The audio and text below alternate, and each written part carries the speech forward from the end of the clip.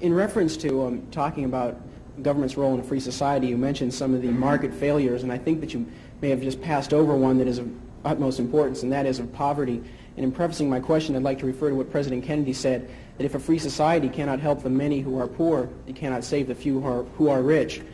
And to say that, well, we are a government of the people, and when there is a large sector of the people who are hurting, perhaps it is the responsibility of this government of the people to help out. Well, my question is regarding how free are the poor, how free are the unemployed, and how free are those people who are disadvantaged? Right. And so in reference to that, what is government's role? Sure.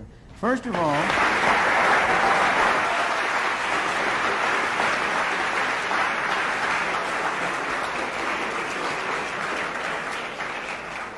I'm glad to see one vote for the poor. First of all, the government doesn't have any responsibility. People have responsibility. This building doesn't have responsibility. You and I have responsibility. People have responsibility. Second, the question is, how can we as people exercise our responsibility toward our fellow man most effectively? That's the problem.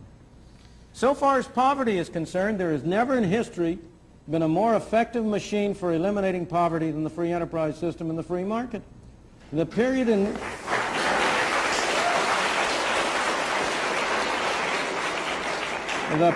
which you had the greatest improvement in the lot of the ordinary man was the period of the 19th and early 20th century. Those of us in this room are the heirs of that. We benefited from the way in which our parents and our grandparents were able to come here. And by virtue of the freedom that was offered to them, were able to make a better life for themselves and them and us. But next, if you look at the real problems of poverty and denial of freedom to people in this country, almost every single one of them is a result of government action and would be eliminated if you eliminated the bad government failures. Let me be precise and specific. Why do we have so high an unemployment rate among black teenagers? It's a disgrace and a scandal.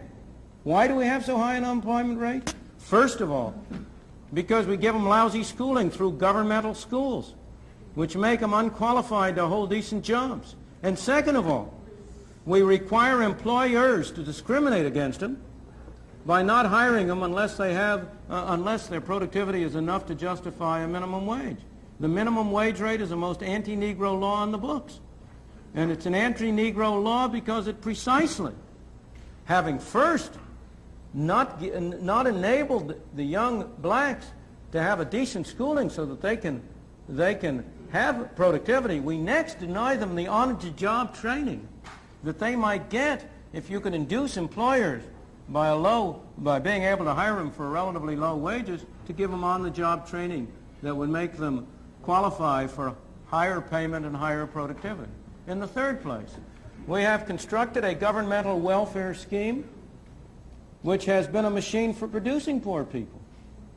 We have induced people to come under control of welfare. I'm not blaming the people, don't misunderstand me. It's our fault for constructing so perverse and so ill-shaped a monster as the whole set of welfare programs we have under which we encourage people, families to break up. We encourage people to move from one part of the country and come to another, under which we have, in effect, made many people poor. And yet, when all this is said and done, have I ever been where? Welfare or poor. I have, sir. Of course, more so than most of the people in this room.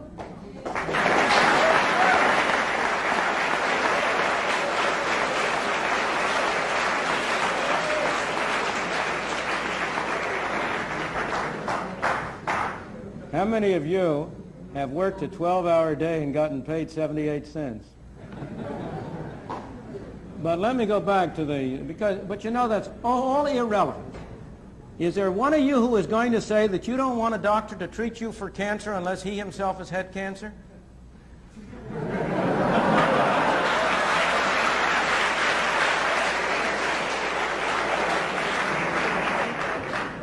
I could go down the line. But when all is said and done, while there are people in this country who are worse off than other people, by and large,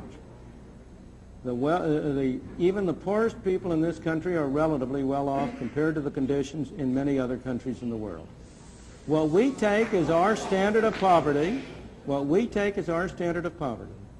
is above the average income of all of the people in the Soviet Union, let alone of the people in India or China or in other countries. Now, that doesn't mean we should be satisfied with it. We are a wealthier country and we've been more productive, and we should set higher standards by ourselves. But by the same token, we ought to have a sense of proportion, and we ought to recognize both the source and the problem.